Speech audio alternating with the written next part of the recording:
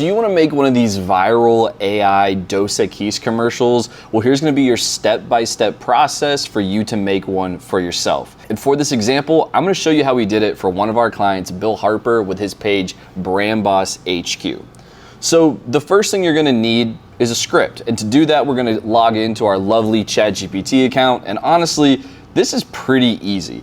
For our video, all I did was ask it for some Dos Equis one-liners for an ad titled "The Most Branded Man in the World." I think you're gonna want anywhere between 8 to 11 of these one-liners for a good length ad. Put those all into a Google Doc. Now this is what I'm gonna be referencing while I'm going through and making my character scenes. So to make your character and to start making your scenes, you're gonna want to get into Midjourney. Now you could come up with an imaginary character, but let's say you're doing this for a client, then you're gonna want a good headshot of them. But if you're just gonna imagine some random character, then you can use prompting to dial in that character's look and vibe, or find another photo on the internet and use that as a model for your character for your video. So for my Midjourney prompt, I used a headshot of Bill, I used this one right here, and then I used a scene from the Mad Men TV show, this one right here, and I told Midjourney to create a 1970s lookalike character.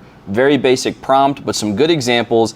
And it gave me a few different options. I didn't like this one really. This one was pretty good. This one, not so good, but this one, this was pretty perfect. So then moving forward, that becomes your inspiration photo for all the rest of your prompting. You're using that photo and then a description of the scene to create the different scenes for your video. And I went through my script line by line, creating the different scenes I wanted for my video. Once you've created all of your different scenes, you're gonna download your selects onto your computer. That's super easy. You're essentially just gonna pick the photo that you like the most. For example, let's say I wanna use this photo, and I'm gonna go ahead and just download that so I've got it ready when I get into my next phase, which is gonna be animating my scenes. And for that, I love this tool called Polo.ai. Now, Polo.ai is essentially an aggregate tool that can tap into a variety of the video generation engines that are out there. So for this, we're specifically going to use our Kling 2.1 master.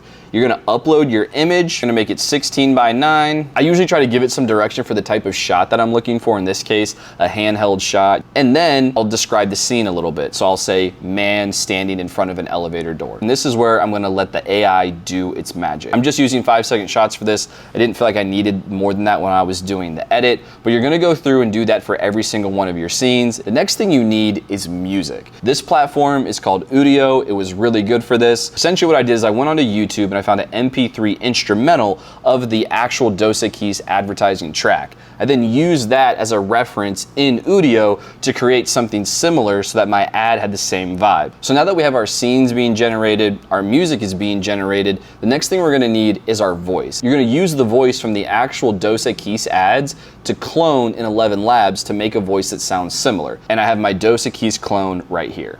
You're never alone if you dance with the breeze. So you're gonna go back to your Google Doc and you're literally just gonna copy and paste that into your 11 Labs. And for my script and for the Dos Equis ads, the last line is usually spoken by the person in the video. I'm gonna remove my last line because I don't need him to say that. The last thing that we need to assemble the ad is our final scene. Now, the final scene is one where the character is actually speaking to the camera.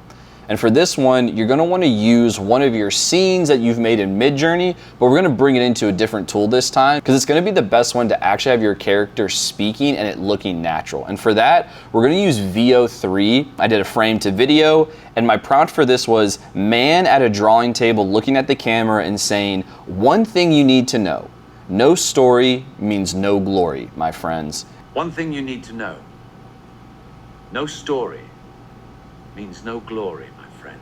It's not the actual voice of the person who we made this video about. And in this case, we're making this video for a client, so it'd be nice if his voice kind of sounded like our client.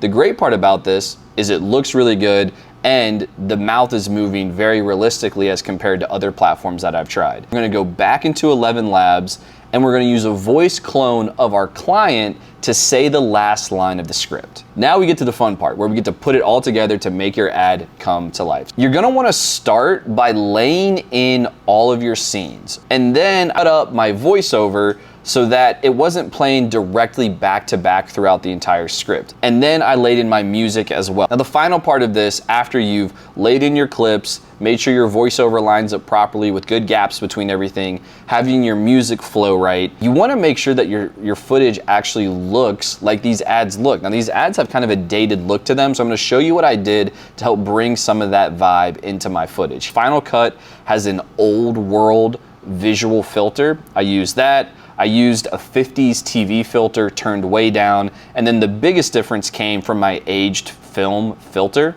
I'll show you the before and after. So this is with the aged film, this is without the aged film, back with it. So you can see that one added the jitter, the dust, the scratches, and made it have that feeling of just being more of an old world video. And when it all comes together, you've got your ad in its widescreen format.